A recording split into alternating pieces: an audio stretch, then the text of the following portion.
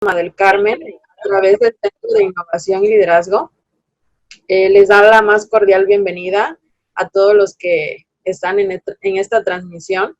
Pues el día de hoy, a nombre de nuestro rector, el doctor José Antonio Ruz Hernández, y nuestro coordinador de vinculación, el ingeniero García Ocaña, y nuestra directora del Centro de Innovación y Liderazgo, la licenciada Margarita Méndez Zamora. Sean todos bienvenidos. El día de hoy la plática lleva por tema ciberdelito. Y pues tengo el honor de presentar a quien nos va a impartir esta plática el día de hoy, al ingeniero Alejandro García Pimentel. Les voy a platicar un poquito de su trayectoria. Él es originario de la Ciudad de México, actualmente radica en la ciudad de Puebla. Es licenciado en Sistemas Computacionales por la Universidad Hispana de Puebla. Ha trabajado en las áreas de seguridad de networking, seguridad de la información y ciberseguridad. Actualmente se desempeña como especialista en ciberseguridad en la empresa TI América, líder en la industria de ciberseguridad en México. Ha participado en el desarrollo, consultoría e implementación de proyectos de ciberseguridad a nivel nacional para empresas del sector bancario, automotriz, educativo y gubernamental. Participó en eventos de atención y respuesta de incidentes ante ciberataques efectuados en entidades gubernamentales del sector energético, ayudando contención, detección y control de amenazas encontradas. Y cuenta con más de 20 certificaciones de las principales empresas de networking y ciberseguridad en el mundo, y ha participado en eventos nacionales e internacionales donde asisten las compañías más representativas de tecnologías de información y ciberseguridad de Latinoamérica. En 2019 fue clasificado como uno de los 10 mejores especialistas de ciberseguridad en Latinoamérica por Fortinet, una de las marcas líderes en el ramo. Y bueno, sin más preámbulos, le damos la bienvenida al ingeniero Alejandro. Ingeniero, la audiencia es para usted completamente. Muchas gracias por la presentación, maestra. Le agradezco mucho por la introducción. Bienvenidos sean todos, esperamos que esta plática sea de su agrado. Esta plática no es técnica, digo, principalmente aquí aclarar este punto, no es técnico, sino es más bien trasladado de lo que puede ocurrir en el mundo y afectarnos a nosotros en nuestras vidas. Y bueno, sin más, continuamos. Por favor, en cualquier momento, si hay alguna pregunta, alguna duda, siéntanse en la libertad de poder expresarla para que podamos aclararla. Si hay alguna opinión que también quieran compartirnos, también estamos recibiéndola. Sean todos bienvenidos. Vamos a ver algunos temas principales en esta plática, como les menciono. Más que nada tiene que ver con la prevención y la concientización que podemos hacer nosotros como personas para evitar ser víctimas de un delito en Internet o por teléfono, que son modalidades que están en pro y que se están desarrollando mucho en México y en Latinoamérica en general. El contenido de la presentación está dividido en 6 secciones principales. Podríamos decir que son básicamente 5 y el último es una especie de resumen muy breve. Les voy a platicar un poquito sobre los datos generales a nivel México, todo lo que se ha visto el año pasado y lo que han recabado diferentes organizaciones. Se los voy a mostrar a manera de resumen. Platicaremos un poco sobre las redes sociales y el impacto que tienen las redes sociales en nuestras vidas y en la prevención de los delitos también, porque a veces sin darnos cuenta podemos nosotros también dar información adicional que pueden volvernos víctimas de un delito. Platicaremos sobre algo que existe ahora y que ha existido desde hace muchos años y que va a seguir existiendo, que es todo aquello que tiene que ver con el correo electrónico y los correos que nos pueden llegar a nosotros a modo de anzuelo para que algún delincuente se aproveche de nosotros. Platicaremos también un poco sobre las llamadas telefónicas, los modos de extorsión, algunas sugerencias que pueden ustedes tomar y llevar a cabo para protegerse en su día a día, y un poquito sobre protección personal. Ya quitándonos del lado virtual, un poquito pasaremos a la protección personal, algunos tips para estar en la calle, en el auto, en nuestras casas, etc. Bueno, sin más, continuamos. Les comentaba, la primera parte tiene que ver principalmente con información estadística que se recopiló durante el año 2019. Esta información que estamos visualizando la recabó la Policía Federal y estuvo clasificando los diferentes tipos de delitos informáticos. Vamos a hacer énfasis principalmente en estos 3, en los que están en rojo, en gris y en azul. Este que representa el 30% que habla sobre vulnerabilidades de sistemas informáticos es una parte técnica que ahora bien no hace mucho sentido con la presentación, solamente lo mostramos con fines estadísticos. Y bueno, habla de que principalmente el 34% de los delitos en México que tienen que ver con fraude y extorsión. Y la modalidad preferida de los delincuentes es la modalidad telefónica. Es muy probable que ustedes ya hayan recibido alguna llamada con un intento de extorsión, y si no ha sido así, desafortunadamente es muy posible que en el tiempo futuro reciban una llamada de este tipo. Platicaremos sobre los delitos contra las personas, y aquí específicamente hablaremos sobre el impacto de las redes sociales en los delitos contra las personas, que representa un 30% de lo que recabó la Policía Federal durante el año anterior. Y por último hablaremos sobre los abusos y delitos contra niñas, niños y adolescentes, que si bien el número o el porcentaje aparentemente es bajo, este número año con año va a ir a la alza. Y principalmente esto se debe a que no hay una tendencia de educación en cuanto a la navegación en Internet, en cuanto a los peligros en Internet, por parte de los padres hacia los niños. Desafortunadamente este número se va a ir incrementando, pero esta plática, si la comparten con la familia, seguramente les va a hacer mucho sentido. Va a hacerles mucho sentido también a los niños.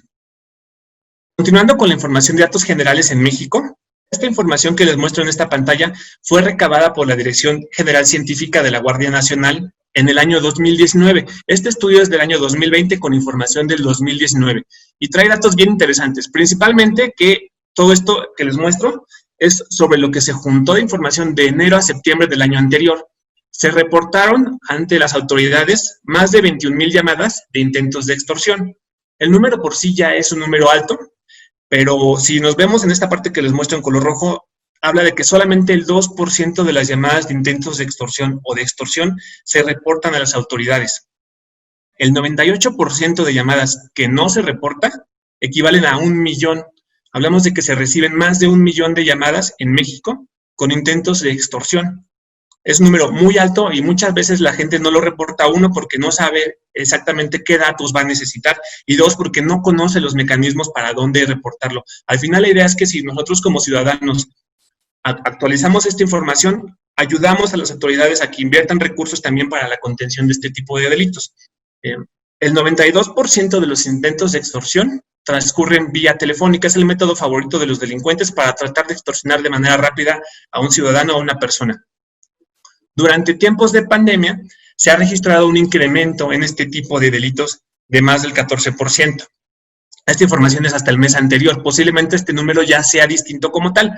Y esto tiene un sentido bien claro. Al final es un negocio multimillonario para los delincuentes. Se estima que cada delincuente, bueno, no que cada delincuente, sino que en conjunto con todos los delitos que se reportan al año en México, les deja a ellos una ganancia de 12,000 millones de pesos en un año.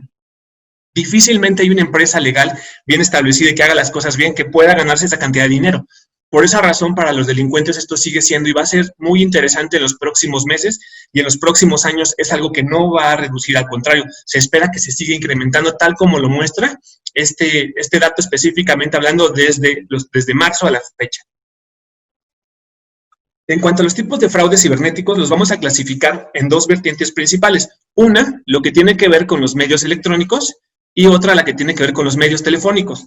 En los medios electrónicos, como bien sabemos, muchas instituciones, muchos servicios podemos hacerlos ya a través de ciertas páginas o aplicaciones en Internet, principalmente la parte bancaria. La banca ahora nos permite hacer múltiples cosas sin la necesidad de ir a formarnos a una sucursal, sin tener que esperar a que abra la sucursal para poder hacer nuestros movimientos. Podemos hacerlo desde nuestra computadora. Precisamente al momento en que las instituciones bancarias facilitan el acceso a sus servicios a los clientes a través de este tipo de plataformas, también las personas, existen personas malas, personas maliciosas, que se han dedicado a intentar suplantar esta identidad de los bancos para su propio beneficio, para robar nuestra información y poderse hacer de esos recursos, para poder venderlos, para poder intercambiarlos con algunos otros. El método principal o el método favorito de los delincuentes es a través de un engaño por correo electrónico que se denomina phishing. El término técnico es phishing, pero bueno, vamos a manejarlo como un engaño por correo electrónico, donde tratan de suplantar la identidad de alguna institución ya conocida para tratar de inducirnos a caer y entregar nuestra información. El segundo método que les comentaba es el método telefónico, donde si bien mencionábamos que el 92% de los intentos de extorsión ocurren vía telefónica, también hay intentos de suplantar identidad de otras instituciones a través de llamadas telefónicas falsas, en donde se hacen pasar por supuestas entidades para pedirnos información y a través de ciertos engaños o ciertas técnicas que ellos ya tienen, facilitarles nosotros esta información y poder hacer de nuestros recursos. Y por último, por medio telefónico también hay algo muy parecido a lo que ocurre con el correo electrónico. Son los mensajes de texto falsos que simulan ser, por ejemplo, a través de un mensaje que alguien pueda recibir, simulan ser una entidad, simulan ser algo válido, pero esta parte es bien importante porque hay un estudio que ha comprobado que los usuarios puede ser que desconfíen de los correos electrónicos y tal vez no los abran. Sin embargo, todo lo que tiene que ver con un mensaje de texto o una liga que reciban por mensaje de texto es muy probable que lo abran.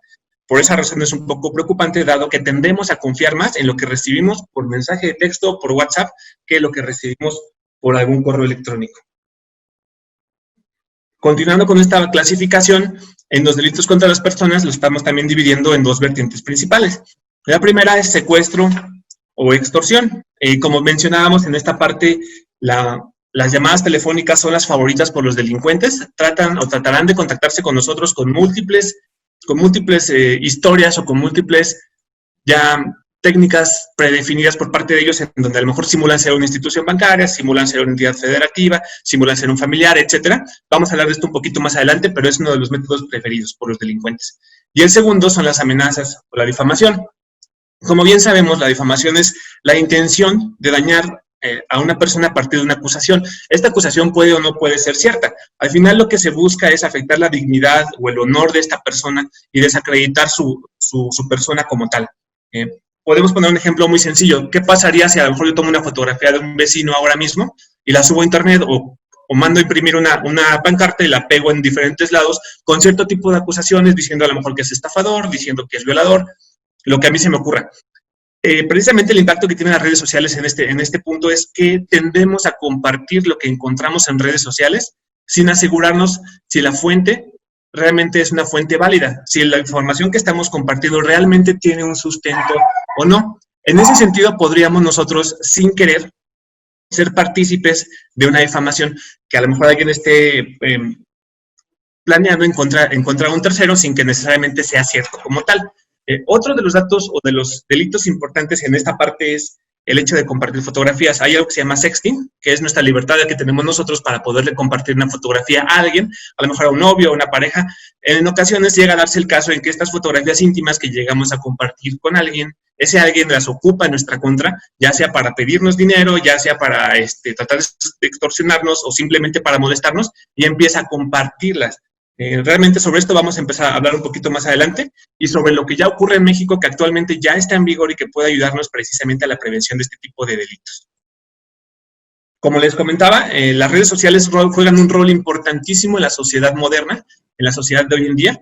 Les muestro una pequeña lámina con información que realizó la Asociación de Internet de México sobre un estudio que hizo durante el año 2019 de los hábitos de navegación en cuanto a los usuarios mexicanos hacia Internet, donde se encontró que casi todos, el 95% de los usuarios de Internet de México utiliza la red social Facebook, y aquí tenemos porcentajes bastante interesantes para la parte de WhatsApp, para YouTube, Twitter, Instagram y algunas otras plataformas. Al final, las redes sociales son ahora parte de nuestras vidas.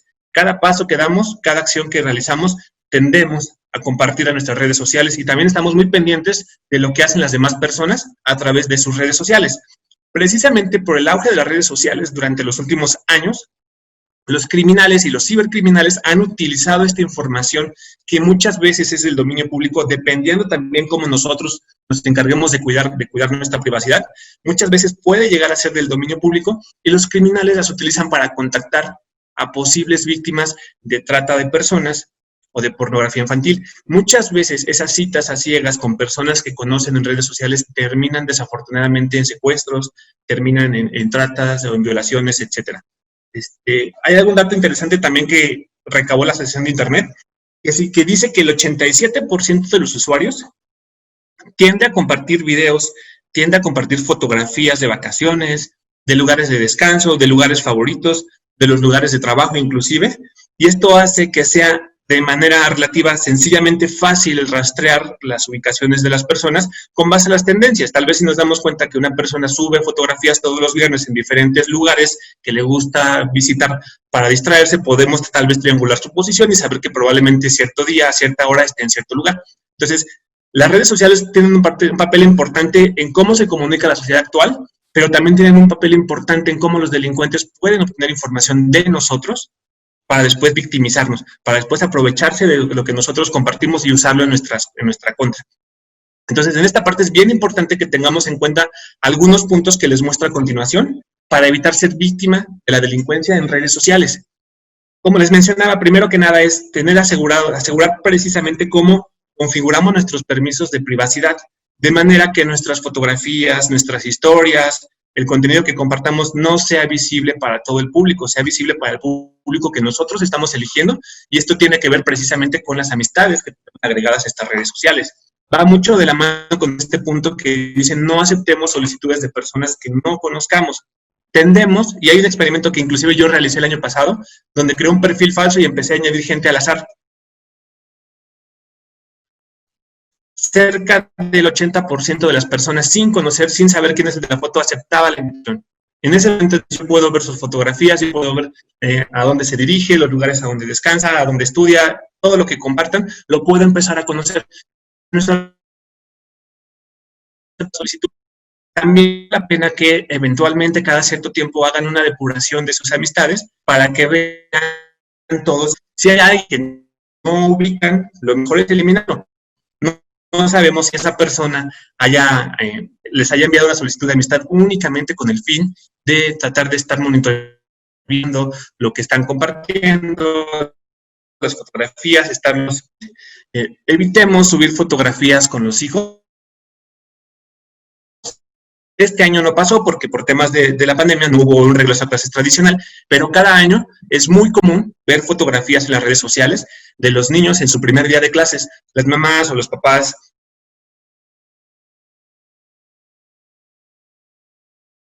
niño comparten el nombre del colegio, comparten por la hora de la publicación el nombre del niño muchas veces. Tratemos de evitar subir fotografías con nuestros hijos porque a lo mejor sin darnos cuenta, si no tenemos configurado adecuadamente estos permisos de privacidad, podríamos inclusive estar exponiendo a nuestra propia familia sin darnos cuenta. En la medida de lo posible también evitemos registrar las visitas en los lugares que realizamos. Si vamos de vacaciones, está bien tomar fotografías, pero evitemos a lo mejor en el momento en donde estamos en algún lugar, evitemos compartir o registrar una visita, porque también estamos dando información que no necesariamente a los demás les causa relevancia, pero que sí pudiera en dado caso ser utilizada en nuestra contra. Evitemos compartir también fotografías en nuestros lugares de trabajo y con logos de las organizaciones que lleguemos a representar. ¿Qué pasaría, por ejemplo, y es un caso también que ha ocurrido, en donde a lo mejor ya fuera de su horario de labores, trabajadores de cierta compañía automotriz decidieron irse a divertir a algún lugar y en ese lugar estaba un trabajador de la competencia? Bueno, los vio con sus uniformes y les tomó fotografías, los subió a redes sociales y empezó a hacer acusaciones de que con razón no me entregan mi carro a tiempo, por esa razón no confío. Entonces, si nosotros a lo mejor sin darnos cuenta estamos portando un logo de institución, lo mejor es no subir fotografías nuestras o no acudir a lugares en donde pueda alguien tomarnos una fotografía y tal vez usarla en nuestra contra. También si nosotros estamos trabajando, evitemos tomar fotos aquí trabajando, en donde se vea tal vez atrás, a veces sin darnos cuenta, en la misma fotografía compartimos el escritorio de nuestra computadora y en el escritorio a veces va con información confidencial que nosotros no percatamos o tal vez no nos damos cuenta al momento de tomar la fotografía, que en el entorno también se llegan a observar algunas otras cosas que no necesariamente la gente tiene que conocer. En ese sentido, lo mejor es tratar de evitar compartir fotografías que tomemos en centros de trabajo. En dado caso, pues mejor no tomarlas. También hay cosas que podemos hacer con nuestra familia, a compartirlo con nuestros hijos, principalmente hablando de la red social Facebook, que es la más importante en México, donde el 95% de las personas tienen Facebook y utilizan Facebook. Es bien importante conocer los términos y condiciones de uso, principalmente que una vez que subimos información, Facebook en ese momento es dueño de lo que nosotros estamos subiendo y compartiendo. Por otro lado, también dentro de sus términos y condiciones establece que la edad mínima para poder utilizar esta plataforma es de 14 años. La realidad, al menos en México, es que no siempre se lleva de esta manera. Hay niños menores de esa edad que tienen su propia red social, que tienen su grupo de amistades, etcétera. Bueno, al final, si ya está hecho, lo mejor es entonces ver cómo podemos ayudar a los niños y a nuestros adolescentes a que empiecen a desarrollar una cultura de protección en Internet y en redes sociales, principalmente explicándoles qué cosas pueden y deben de evitar. No responder cuestionarios en línea, no dar información personal, no registrarse en sorteos. Si no están seguros de lo que están realizando, que se sientan con la confianza con los padres de poder consultar para saber si está bien o no lo que van o lo que quieren hacer en estas redes sociales. Como padres también podemos monitorear las fotografías que suben nuestros hijos, principalmente para que no se pongan en riesgo sin querer. Es decir, hay que asegurarnos que las opciones de privacidad sean las correctas para que estas fotografías no sean de libre acceso. También debemos de fijarnos que esas fotos no revelen información sobre nuestro domicilio, sobre la escuela o los lugares a los que frecuentan nuestros hijos. Y conversemos con ellos sobre los peligros que pueden encontrarse en línea. Si bien Internet es un lugar maravilloso donde hay toda la información que uno se puede imaginar, la puede encontrar con un par de teclados y con un par de clics, puede encontrar mucha información, también es riesgoso, principalmente con lo que es de acceso público en muchas veces y con lo que nosotros mismos podemos compartir en blogs o en redes sociales. En el caso, a lo mejor, de los papás que tengan posibilidad de monitorear a los hijos, hay herramientas que se llaman de control parental que permiten estar vigilando o permiten controlar hacia qué sitios o hacia qué recursos de Internet pueden acceder nuestros hijos o no. También vale la pena conocer los hábitos de navegación de los hijos, revisar su historial de navegación, etcétera, más que nada para poderles ayudar también a desarrollar una cultura de seguridad en Internet y para que también nosotros como familia estemos enterados sobre lo que pueden estar o no haciendo nuestros hijos. Tal vez sin querer pueden ellos mismos ponerse en riesgo. ¿Qué pasaría, por ejemplo, si una vez que a lo mejor seguimos estas recomendaciones, pero a lo mejor desafortunadamente alguien es víctima de un delito a través de redes sociales? Vamos a poner como ejemplo el tema que les comentaba sobre el compartir fotografías y que tal vez un tercero nos esté chantajeando, nos esté pidiendo dinero, nos esté amenazando con compartirlas a alguien más. Si no hacemos ciertas cosas o si no le damos ciertos recursos, etcétera, podemos ya hacer algunas acciones. En el año 2018 en México se aprobó la ley Olimpia.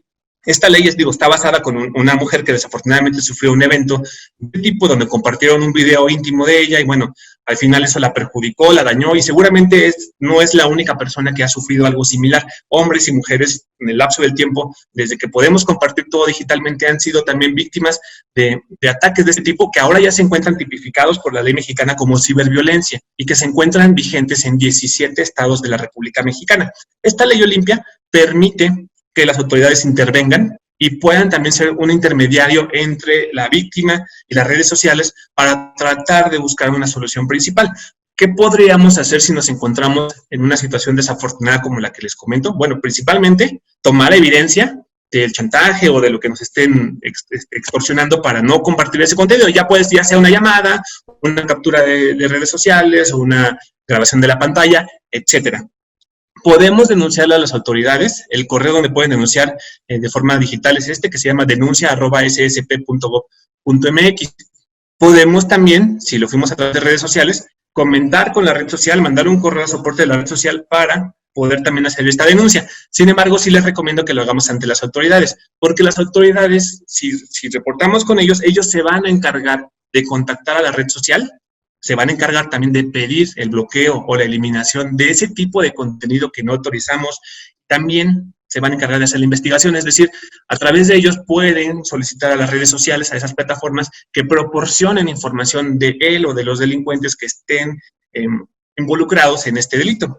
Al final, esta ley que les comento de la ley Olimpia puede llegar a aplicar una pena de hasta 12 años de prisión para las personas que resulten responsables de compartir este tipo de contenidos. Si nosotros como usuarios, si en algún momento somos víctimas y lo reportamos a las autoridades, mientras más reportes y mientras más casos se lleguen a dar en donde las autoridades actúen e intervengan, es muy probable que venga a la baja este tipo de delitos como tal. En Internet existe algo similar que se llama el derecho al olvido. El derecho al olvido nos permite a nosotros como usuarios de Internet la posibilidad de pedirle a los motores de búsqueda que no muestren cierta información de nosotros. Puede ser una noticia falsa, puede ser una noticia obsoleta, tal vez a lo mejor una noticia de hace 10 años en donde quizás salimos, no sé, a lo mejor fuimos víctimas de un delito vergonzoso y no queremos que esa publicación que hizo el periódico se siga viendo en Internet cuando alguien teclee nuestro nombre. Podríamos pedir a las entidades que eliminen toda esta información o todos los registros que apunten hacia esa información para que no la muestren en sus resultados de búsqueda. Sí les quiero compartir, la verdad es que en Internet día a día se registran miles de páginas nuevas que no todo el tiempo los motores de búsqueda tienen ya registradas. De manera diaria se encargan de hacer un barrido de Internet para tratar de incorporar las nuevas páginas que se registran a sus resultados. Es por ello que resulta de alguna manera complicado que un contenido de Internet se borre para siempre. Muy probablemente alguien lo descargó y tal vez en un tiempo más adelante se crea una nueva página, un nuevo blog con un contenido similar donde haga referencia a algo que ya pasó. Lo mejor es aplicarnos y apegarnos a las leyes mexicanas que nos pueden ayudar a tomar acciones y que nos pueden ayudar también a tener protección ante este tipo de delitos. Siguiendo ahora con la parte de los correos electrónicos, les comentaba, los correos electrónicos siguen siendo y van a seguir siendo un mecanismo importante por el cual los delincuentes traten de acercarse hacia nosotros para engañarnos y que nosotros entreguemos nuestra información para que después ellos se aprovechen. Estoy seguro que todos aquí hemos recibido al menos un correo de a lo mejor de un supuesto banco que nos pide acceder a nuestra cuenta para que la desbloqueemos o por algún cargo no reconocido, etcétera. Hay una firma de seguridad que se llama Malwarebytes, es una empresa ya reconocida que tiene muchos años de trayectoria en el mercado, que dice, a manera de resumen, que dice el engaño por correo electrónico o el phishing es la forma más sencilla de ciberataque y también es la más peligrosa y la más efectiva. En cuanto a ciberataques, el 90% de los ataques llegan por correo electrónico. Un delincuente puede decir, a lo mejor no necesito aprender a brincar las barreras de seguridad que pueda tener alguien. Simplemente con que yo llegue al usuario final, existe la posibilidad de que mi ataque sea exitoso. Se estima que se envían por día 1 millón de correos electrónicos en México de este tipo. Y que por día, al menos de ese 1 millón de correos electrónicos, 5,000 llegan al usuario final. Y esos 5,000 correos se estima que 1,000 personas lo abren. Probablemente el porcentaje de éxito sea menor de 1,000. A lo mejor sea de un 10%, pero si hablamos de que 100 personas al día en México caen en este tipo de anzuelos, sigue siendo un negocio redituable para los delincuentes. ¿Qué es lo principal que ellos van a buscar? Como tal, lo que les interesa más es información bancaria. Hacerse pasar por el banco, un supuesto formulario para registrar sus contraseñas, su número de tarjetas, algunos datos personales que el banco por sí ya tiene y que regularmente no pide por este tipo de medio. Pero bueno, van a tratar de hacerse pasar por una institución bancaria, van a tratar de hacerse pasar por alguna red social, porque también pueden acceder, bueno, si es que se llegan a robar la información de sus cuentas de redes sociales, pueden monetizarlas, es decir, pueden vender su acceso o pueden inscribirlos en redes de páginas de fans para después monetizarlas y así también para ellos es redituable. También van a buscar contraseñas de instituciones o del trabajo, de la organización para la cual trabajen, si es que están también ya desarrollándose profesionalmente, y contraseñas de páginas de comercio electrónico y de servicios de video bajo demanda, como son PayPal, Mercado Libre, Netflix, Amazon Prime, etcétera. ¿Qué pasaría, por ejemplo? Los usuarios frecuentes de alguna plataforma, por ejemplo, Mercado Libre, suelen tener guardada la información de su tarjeta de crédito simplemente para añadir una compra y darle clic para comprar e inmediatamente se hace la orden y llega a su domicilio días después. ¿Qué pasaría si alguien se hace de esta información y llega a ser el caso que este usuario tiene su tarjeta de crédito guardada en Mercado Libre, por ejemplo? Pues simplemente puede hacer compras de momento, de manera inmediata y mandarlas al domicilio que él considere. Y si el usuario no se da cuenta de inmediato, a lo mejor se da cuenta ya después, para ese entonces ya va a ser muy tarde. Esa persona hizo uso de sus recursos a través de un correo en donde suplantó la identidad de la instancia, en este caso Mercado Libre, y bueno, a nosotros como usuarios nos termina afectando. El mismo caso puede ser para cuentas como PayPal, Netflix, Amazon y muchas otras que existen en Internet. ¿Cómo podemos evitar ser víctimas de este tipo de delitos? Como les mencionaba, estos delincuentes van a tratar de suplantar la identidad de alguna institución. Les muestro un correo de ejemplo que recibí a principios de año, donde supuestamente recibí un correo de Santander. Resulta que yo sí tengo una cuenta de Santander, entonces en primera instancia ya me hizo sentido porque veo alerta Santander y yo tengo una cuenta de Santander. Pero al abrir el correo empezamos a notar ciertas cosas que ya no empiezan a hacer sentido, que ya no son congruentes con lo que se supone que estoy recibiendo. Primero que nada, observamos que el dominio no tiene nada que ver con el banco, es algo bien diferente. Y esto pasa porque los delincuentes buscan vulnerar estas páginas para no pagar un dominio, para no pagar un almacén, un hosting en Internet. Es decir, buscan vulnerar estas páginas para ahí hospedarse y cualquier cosa, bueno, pues ellos no son los responsables. No hay manera de rastrearlos tan fácilmente. Entonces, aquí vemos un primer indicio, que el correo no corresponde a la institución bancaria.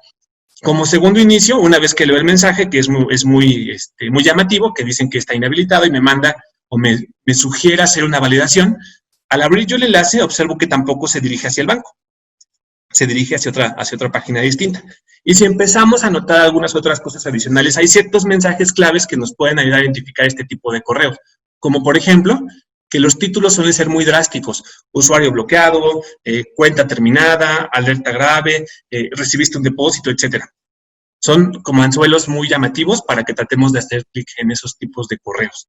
Posteriormente, otro tip también es que en este caso aquí dice apreciable y mi dirección de correo. Como tal, el banco, cuando nos llega a enviar correos, nos pone nuestro nombre, no nos pone nuestra dirección de correo. De hecho, este correo no lo tengo vinculado con el banco, entonces ahí también es otro indicio. Y por último, también es importante revisar algunas cosas como, por ejemplo, la ortografía del correo. En algunos casos también la redacción va a ser un poco incongruente, pero suelen omitirme cosas muy básicas como ortografía, no validan la ortografía cuando mandan un mensaje.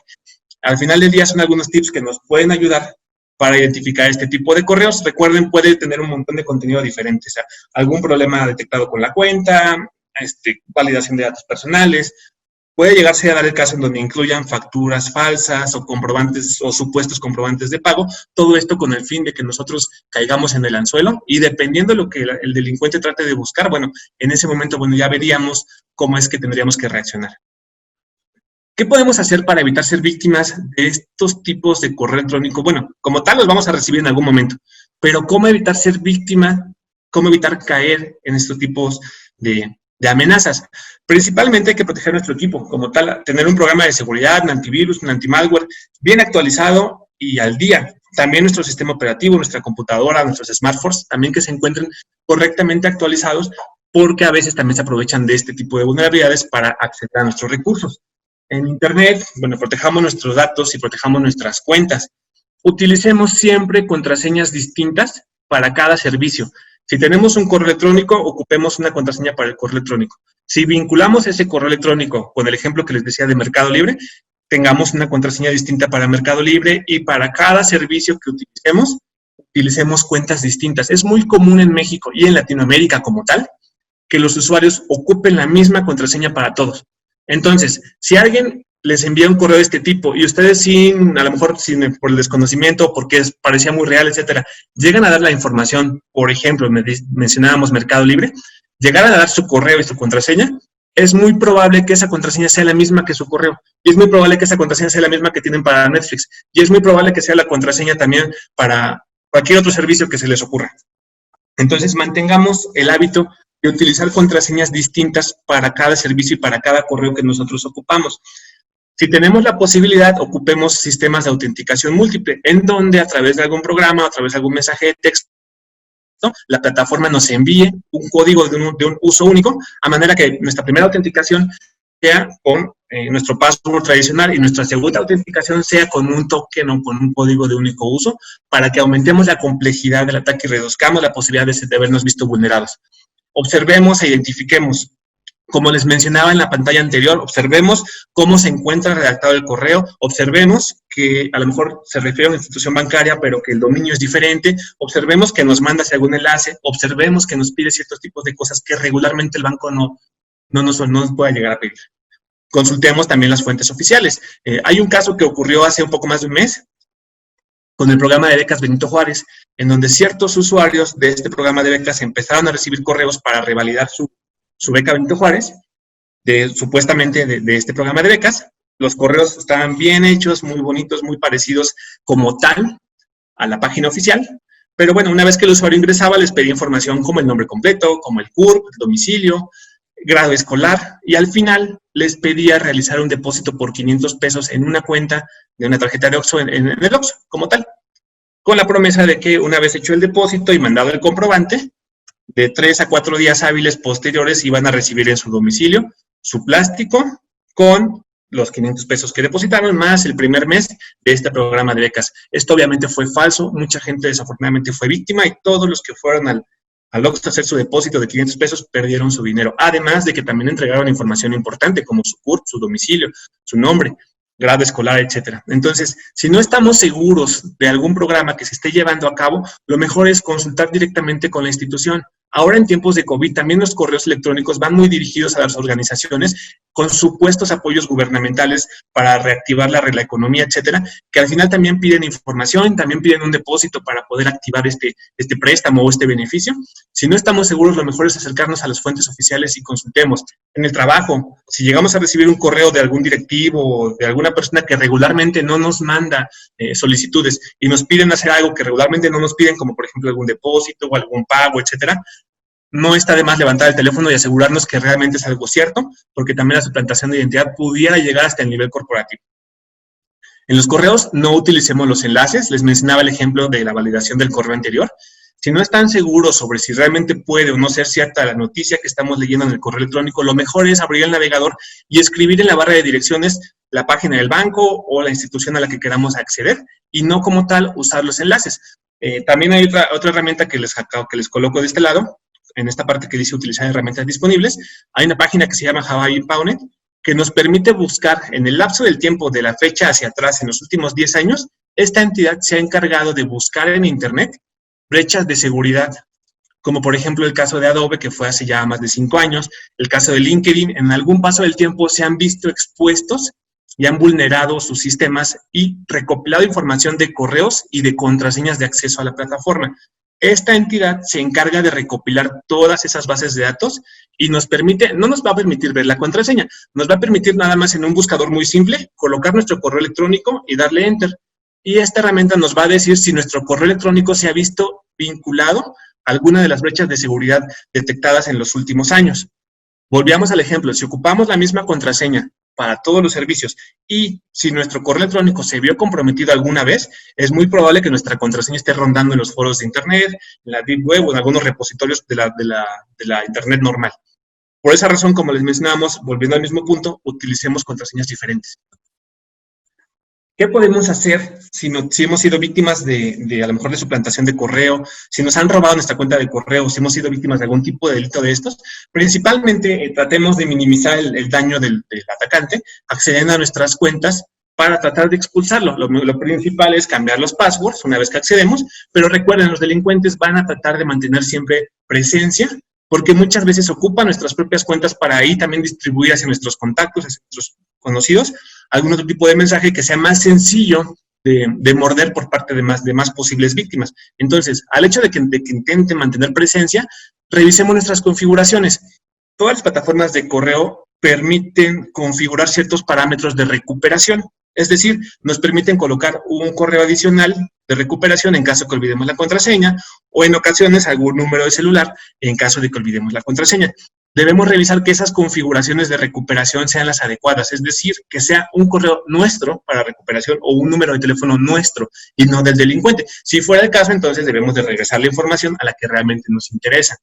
Revisemos, por favor, también la presencia de las notificaciones del nuevo aviso de inicio de sesión. Las plataformas son capaces de identificar los dispositivos desde los que habitualmente nos conectamos.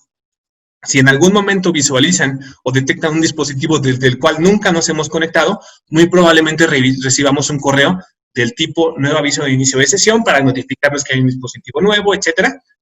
Evidentemente, el delincuente va a tratar de mover esto a la papelera. Sin embargo, hay un estudio que realizó una firma israelí de seguridad en donde expuso a 60 cuentas de correo, así como especie de anzuelo, las dejó para que las vulneraran y empezó a rastrear los comportamientos de los delincuentes durante un lapso de 3 meses.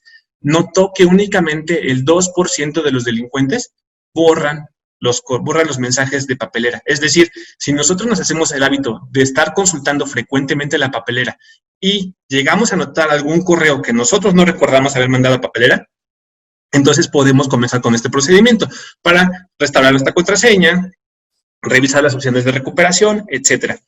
Algunas plataformas también nos van a permitir revisar un registro de actividad. Este registro de actividad nos va a dar información más puntual. Nos puede decir desde qué lugar fue la última conexión, desde qué sistema operativo, desde qué navegador. Nos puede decir si fue de un teléfono, si fue de una computadora de escritorio, etcétera. Y la hora de conexión. Muchas veces no va a coincidir con nuestros horarios habituales de conectarnos. Entonces, si la herramienta de correo se los permite, también hagan un registro de actividad para ver constantemente desde dónde hemos iniciado sesión. Esto como tal es un hábito, más allá de las acciones inmediatas que podemos tomar, también debe ser un hábito de prevención que como usuarios debemos de desarrollar para constantemente estar monitoreando nuestra información que podemos dejar en nuestro correo electrónico. Como les mencionaba, revisemos los mensajes de papelera y también los mensajes enviados. Puede darse el caso en que el delincuente los ocupe a ustedes como puente para llegar a un tercero. Tal vez a sus contactos distribuir algún préstamo, o sea, oye, préstame, deposítame aquí porque tengo alguna emergencia, y ustedes no lo sepan. Estos mensajes, si los borran, van a ir a la papelera, pero recuerden que es muy probable que ahí continúen.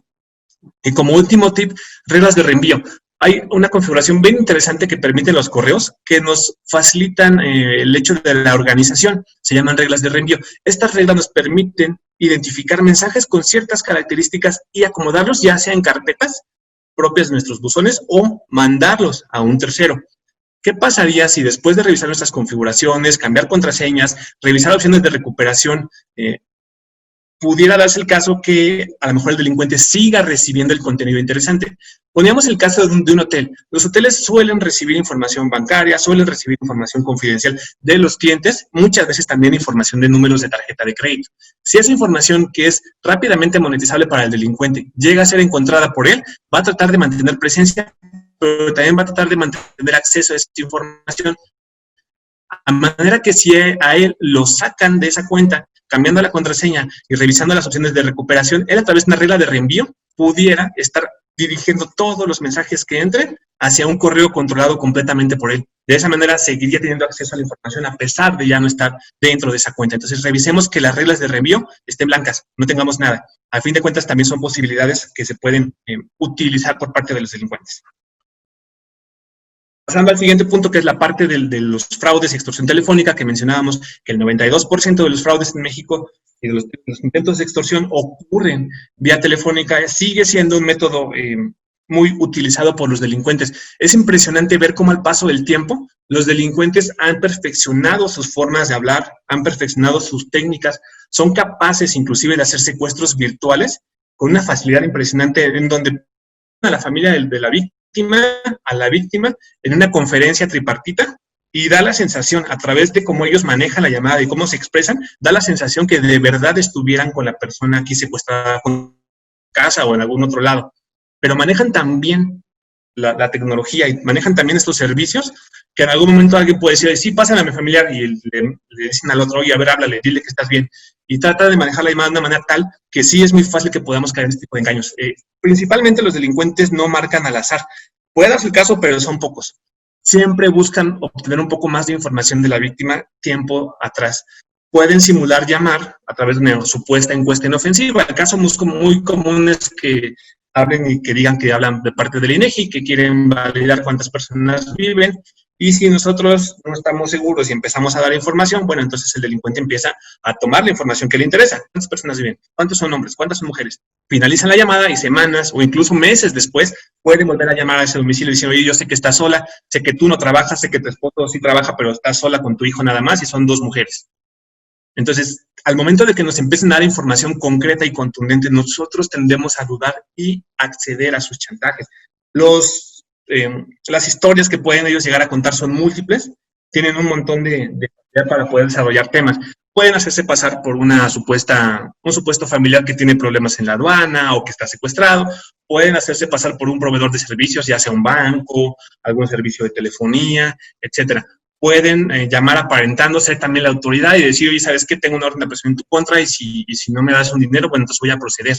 Entonces, los pretextos pueden ser muchos, pero al final debemos de tratar de identificar si esperamos o no esa llamada. Si no estamos seguros, lo mejor es colgar, como podemos ver en esta lámina. O sea, ¿qué podemos hacer nosotros para prevenir y evitar ser víctimas de fraudes, de extorsión telefónica, como los ejemplos que les mencionaba anteriormente? Principalmente no proporcionemos nuestro número de teléfono a cualquier persona. Esto es por demás obvio. A lo mejor podemos decir, bueno, sí, realmente no lo hacemos tan natural. Tenemos precaución con quién compartimos nuestra información, pero a veces también sin darnos cuenta podemos llegar a publicar estos datos en Internet. He visto en redes sociales, en Facebook, por ejemplo, cuando están interesados en algún producto, como los usuarios dicen, me interesa este producto, mándame información por WhatsApp a tal número. Ellos mismos publican su información. También en redes sociales como en LinkedIn, por ejemplo, que es una red social específica de profesionistas, también uno al momento de registrarse pudiera llegar a compartir su teléfono para contacto. Al final es una red de profesionistas y uno lo hace con la formalidad precisamente de poder establecer comunicación con alguien del mismo ramo. También hay personas que se encargan de crear perfiles falsos y buscar posibles víctimas. Al momento de entrar a LinkedIn y tener información publicada como el correo organizacional, como nuestro número de teléfono personal o de trabajo y una fotografía, desde ese momento estamos compartiendo mucha información que alguien puede utilizar en nuestra contra para tratar de extorsionarnos. Tal vez más adelante marquen fingiendo ser tal vez un cliente de negocios y pidiendo depósitos. O sea, puede haber múltiples historias que pudieran llegarse a presentar con la información que nosotros compartimos en Internet. Utilicemos siempre el identificador de llamadas. Si no sabemos de quién es ese número, si no estamos seguros de esperar un servicio, pues lo mejor es no contestar un número desconocido. Hay personas que ya lo aplican y bueno, lo mejor es que esto sea también un hábito. Como les decía, si estamos esperando ya algún servicio de algún técnico que va a ir a reparar un servicio, de algún mensajero que va a entregarnos algún paquete, bueno, debemos de detenernos cuando recibamos una llamada y analizar si realmente estamos esperando una llamada, posiblemente a alguien que no conozcamos, siendo así, entonces podemos contestar. No demos información sensible por teléfono, nadie nos va a pedir información, ni los bancos, ni las instituciones.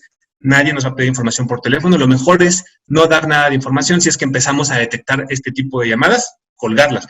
También va mucho de la mano con evitar que los hijos contesten el teléfono en casa. Pero esto va mucho también de la mano con la educación que nosotros podemos darle a nuestros hijos y ayudarles a crear conciencia para prevenir que ellos sean víctimas de un engaño por correo electrónico, redes sociales y también por teléfono. Ellos también exponencialmente por teléfono van a poder recibir o van a llegar a recibir llamadas simulando todo lo que ya les acabo de comentar. Al final también nadie regala nada, no caigamos en engaños donde prometen incentivos, premios, etcétera. No compartamos ningún dato, eso es bien importante. Podemos también reforzar esta parte con aplicaciones que podemos instalar en nuestros teléfonos. Hay una aplicación bien interesante que se llama No Más Extorsiones, que desarrolló el Consejo Ciudadano de la Ciudad de México. Este consejo se encarga de hacer el desarrollo de la aplicación y alimentar la aplicación. Actualmente tiene más de 150,000 números de teléfonos registrados desde donde se ha hecho por lo menos una llamada de este tipo. Entonces, si llegamos a recibir alguna llamada de estos 150,000 números, vamos a poder visualizar en la pantalla algo similar. De esta manera, esta aplicación, aquí hay otras dos aplicaciones que también pueden utilizar, que también funcionan en México, aunque la más efectiva, como les digo, es esta que se llama No Más Extorsiones. De esa manera podríamos saber en primera instancia si un número que nos llega a llamar que no tenemos registrado es un número de algún delincuente o no. Además, la aplicación nos permite, en dado caso que ese número no se encuentre registrado, nos permite a nosotros mismos, desde la propia aplicación, registrarlo y a su vez se comparte con el resto de los usuarios de la plataforma para robustecer el alcance de la misma. ¿Qué podemos hacer en caso de haber sido víctimas de un intento de fraude o un fraude de extorsión telefónica? Primero que nada, debemos mantener la calma, y digo en la medida de lo posible mantener la calma, porque como les menciono, tienen una facilidad interesante en cómo se expresan y en cómo manejan las situaciones. Probablemente nos hagan dudar, probablemente nos pongan en alerta o nerviosos. Si coincide con que a lo mejor nos marcan de parte de algún familiar, en ese momento no está, pues nos vamos a poner nerviosos, es un hecho. En la medida de lo posible mantengamos la calma, y cuando el delincuente comience a decir que tiene a X, a Y, empiece con su discurso, con su historia, lo mejor es frenarlo. Lo mejor es no dejarlo continuar y colgarle. Si permitimos que continúe, muy probablemente nos haga dudar cada vez más y continuemos escuchándolos y en algún momento no vamos a estar seguros si es verdad o no. Y lo mejor, ante la duda, vamos a terminar cediendo ante sus demandas. Lo mejor es colgar la llamada y anotemos ciertos datos, como el nombre de la persona, que regularmente no es su nombre real, sino un alias. Anotemos el alias, anotemos la fecha y la hora de la llamada, y también anotemos las exigencias que nos pudieran llegar a hacer. Oye, ¿sabes qué? Si no me das 20,000 pesos, hacemos esto. Deposítame en el Oxxo tal cantidad, etcétera. Anotemos lo que nos están pidiendo para poder ayudar a las autoridades a identificar algunos puntos en donde posiblemente puedan estar los delincuentes cerca. También, de ser posible, grabemos la llamada para tenerlo como evidencia. Y principalmente, una vez que colguemos, yo creo que lo que vamos a hacer primero es tratar de contactar al familiar o al amigo involucrado. Si nos aseguramos que se encuentra bien, que eso sería lo mejor y que esperamos siempre que todos estén bien, lo segundo que debemos hacer es denunciar llamando al 089. Como les digo, solo el 2% de este tipo de llamadas se reporta. 1,000,000 de llamadas, un poco más de 1,000,000 de llamadas al año, no se registran con las autoridades. Tratemos de ayudarlas para que a su vez también el gobierno comience a destinar más recursos a este tipo de eventos, comience a preparar más. a los recursos que intervienen para frenar este tipo de delitos. También ahora vamos terminando la parte telefónica y empezando en la parte personal. Como les mencionaba al principio de la conversación, la parte medular, o lo que principalmente van a buscar los delincuentes en cuanto a la parte cibernética o digital, es acceder a sus recursos financieros. Tratar de acceder a través de engaños, porque difícilmente va a ser a través de algún hackeo, casi siempre a través de engaños, acceder a sus plataformas bancarias para poderse robar sus recursos.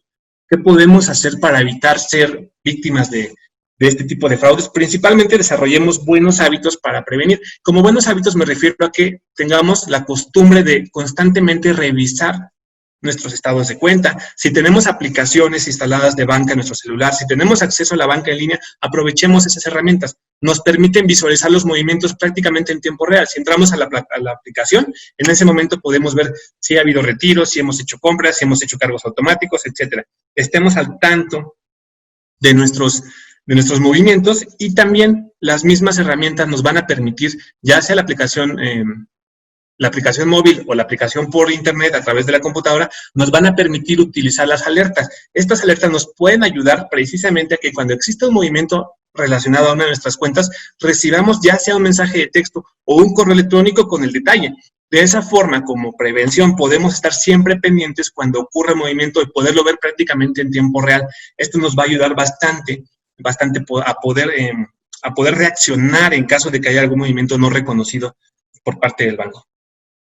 Aprendamos a distinguir las páginas seguras para comprar. También hay delincuentes que se encargan a suplantar las páginas, tratan de hacerlas prácticamente idénticas y cambian algunos nombres. Por ejemplo, si es walmart.com, wall-mart.com, tratan de cambiarlo algo mínimo para que parezca muy idéntico y que tal vez el usuario pueda también morder ese anzuelo y hacer compras en un sitio que no necesariamente sea legítimo. Y bueno, posteriormente roban su información y hacen uso de ella. Además del famoso candadito y el HTTPS que pueda tener las páginas en Internet en la parte superior, también vale la pena que como usuarios desarrollemos hábitos para comprar en sitios que tengan reputación.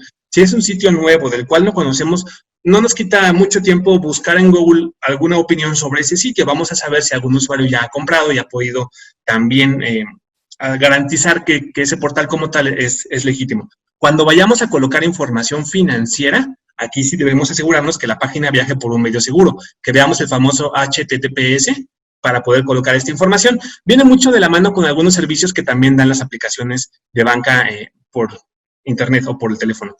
Estas son las famosas tarjetas virtuales que nos permiten hacer compras en línea. Estas tarjetas son tarjetas, por decirlo así, que se cambian cada cierto tiempo.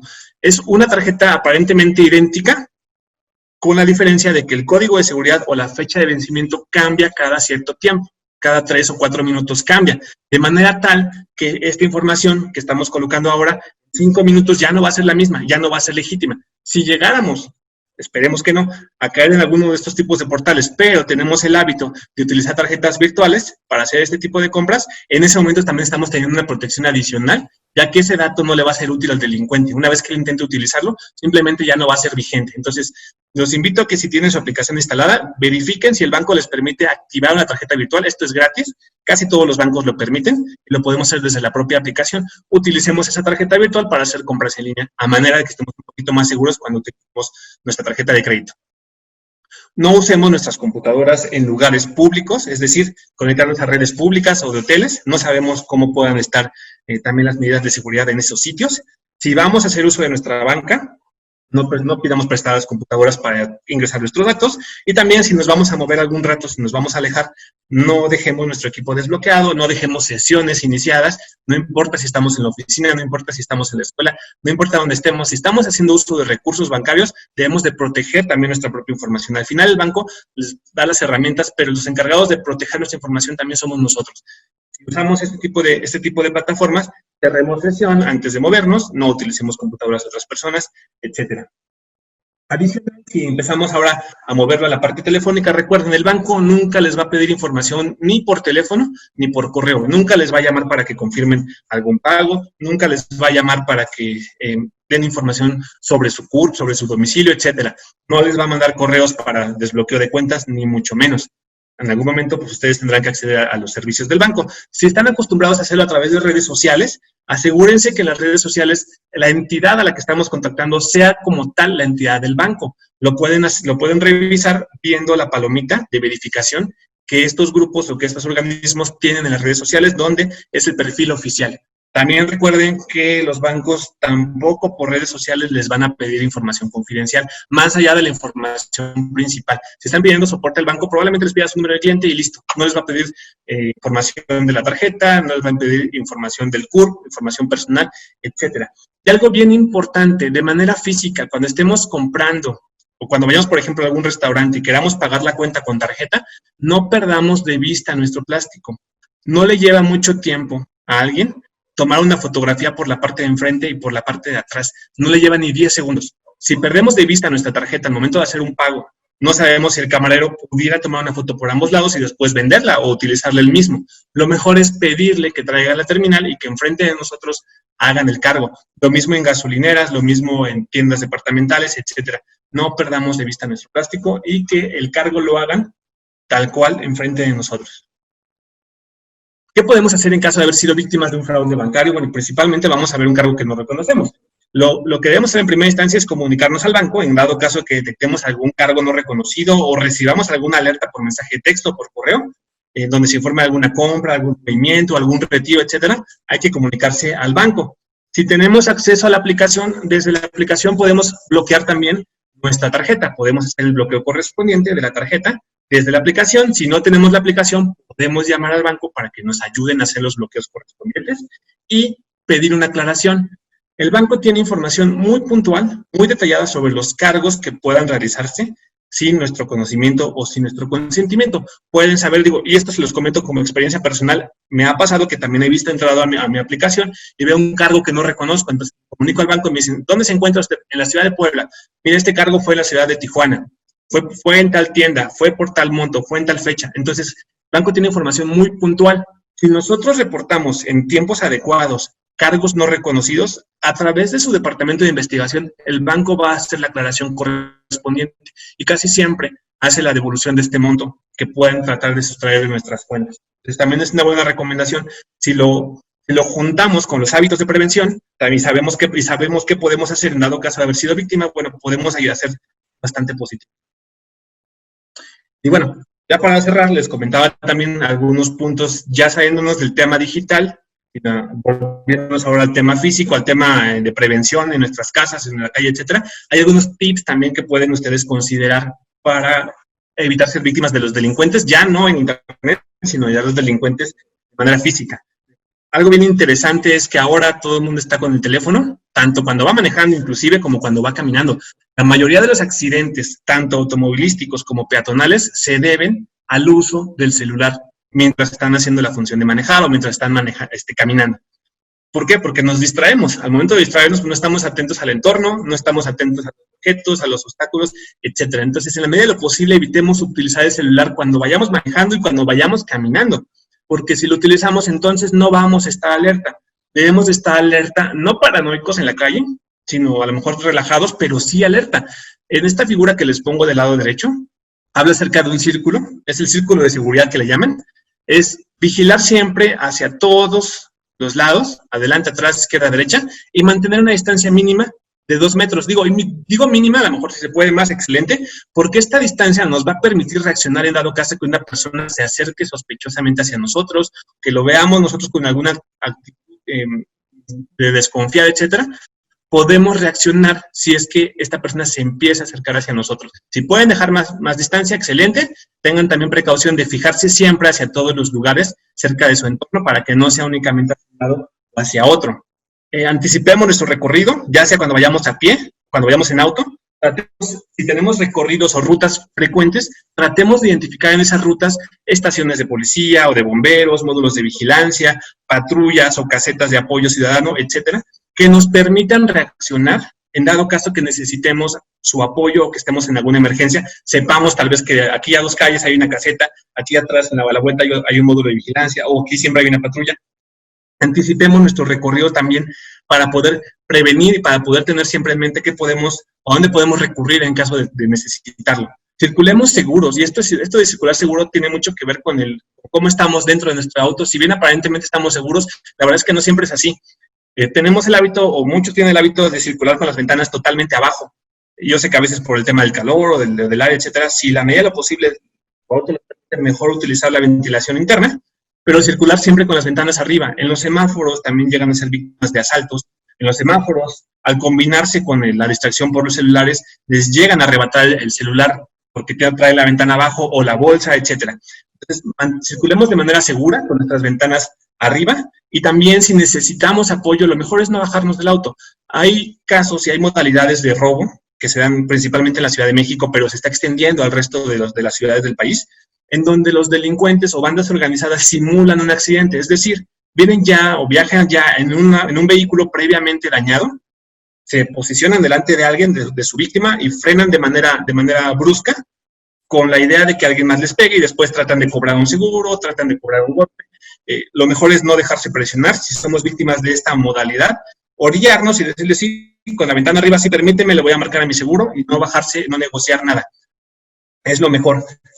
También podemos utilizar marcaciones de emergencia. Estas marcaciones de emergencia son bien interesantes porque son marcaciones rápidas que nos permiten a nosotros contactar con alguna entidad o contactar con algún familiar, presionando, por ejemplo, en lugar de marcar el número completo, tal vez si marcamos la tecla 2, sabemos que se va a ir directamente al 911. Si marcamos la tecla 3, sabemos que se va a ir directamente tal vez a mi hermano o algún familiar que nos pueda apoyar. Entonces, ocupemos marcaciones de emergencia, configuremos nuestras marcaciones de emergencia para que nos ayuden a poder marcar una tecla rápida de apoyo a alguien que sabemos que nos va a auxiliar en dado caso que así lo requiramos.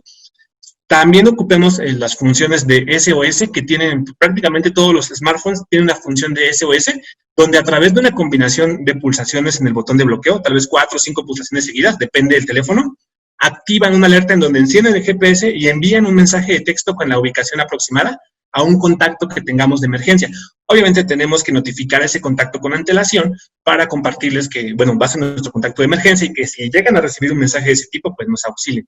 En ese mensaje les suelen enviar, por ejemplo, además de la ubicación, el historial de llamadas, etcétera, pero permite notificarle a alguien, no sé, una situación de emergencia en donde solamente podamos pulsar el botón porque no podamos desbloquear el teléfono, nos permite también reaccionar.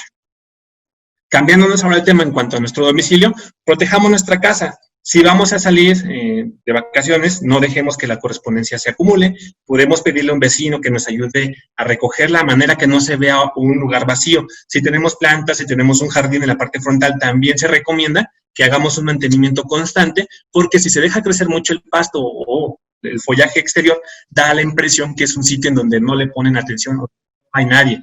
Si vivimos solos, al momento de irnos de nuestra casa, tal vez nos lleguemos a dar cuenta que hay alguien afuera observándonos, no nos quita nada voltearnos y decirle adiós a alguien imaginario para crear la sensación de que todavía hay alguien en el domicilio. De esa manera, la persona que pudiera estar observándonos va a dudar sobre si acceder o no al domicilio porque piensa o puede llegar a pensar que todavía hay alguien.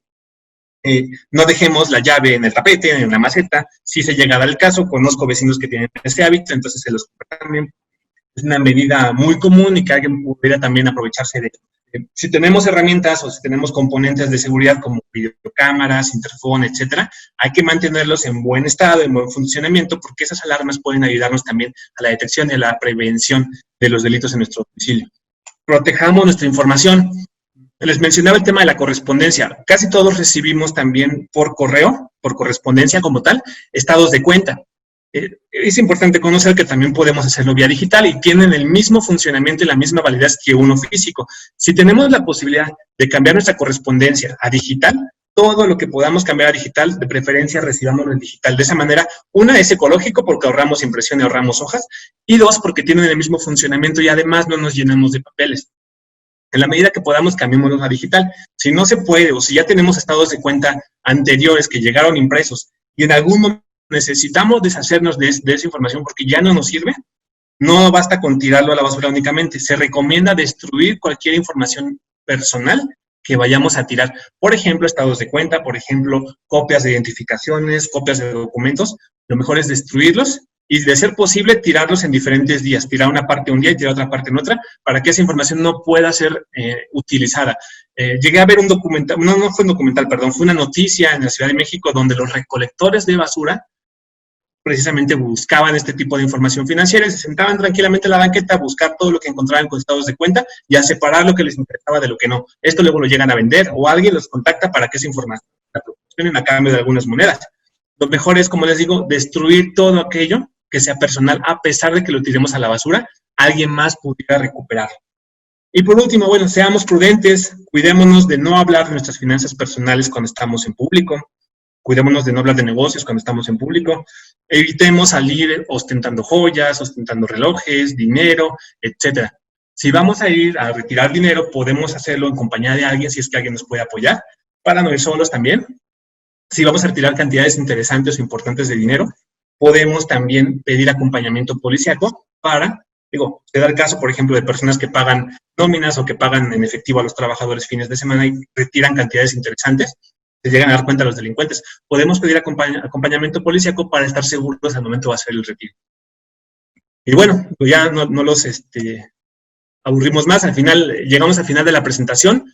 Como les digo, son solamente alguna serie de recomendaciones que ustedes pueden seguir para protegerse en su día a día, para protegerse en Internet y para tomar algunas consideraciones también cuando estén en la calle.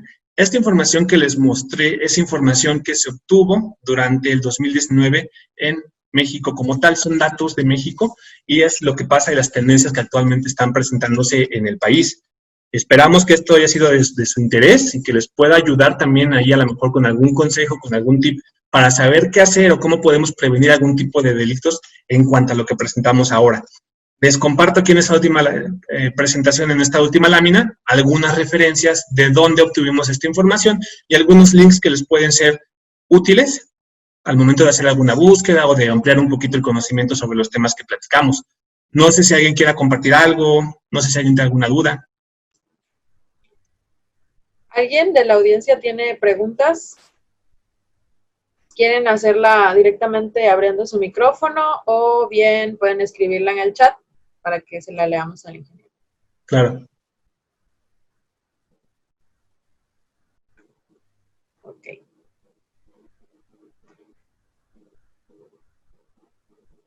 Ok, nada más mencionan que la información es muy importante, muy interesante.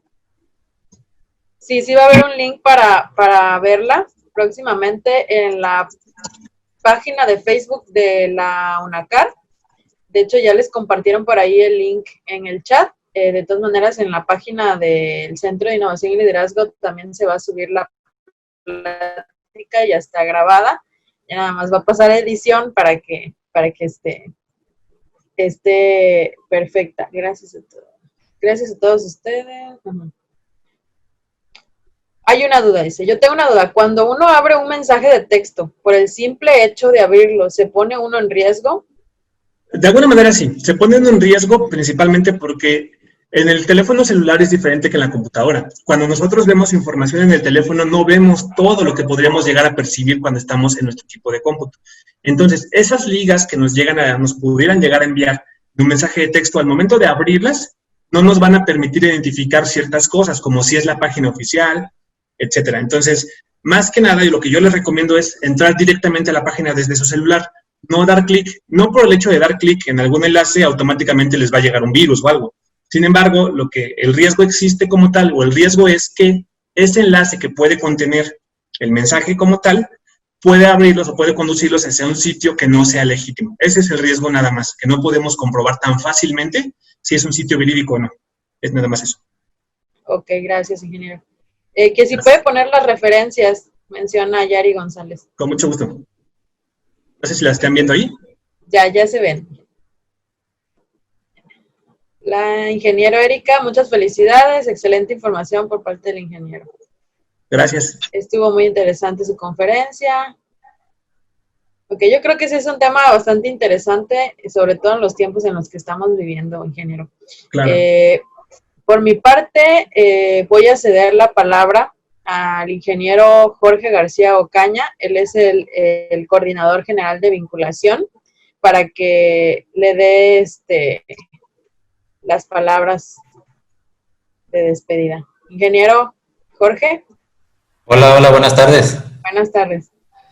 Pues agradeciendo a Alejandro García por por compartirnos su conocimiento, su experiencia.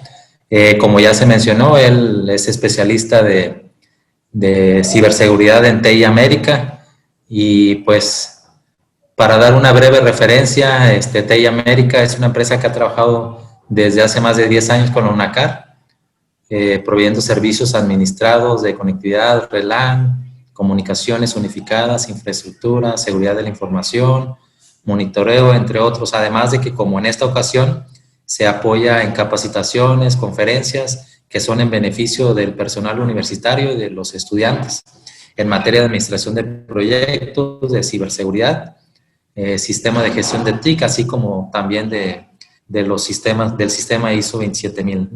Entonces, pues, para nosotros ha sido un gran gusto poder escuchar esta plática, que es de, como ya se mencionó, es de interés general.